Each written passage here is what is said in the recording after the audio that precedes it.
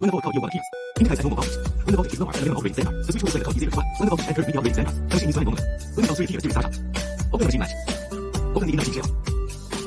Remove the screws that fix the motherboard. Change the plug is properly inserted for damage. Check for replaces spark plugs. Remove the ignition cover right quick.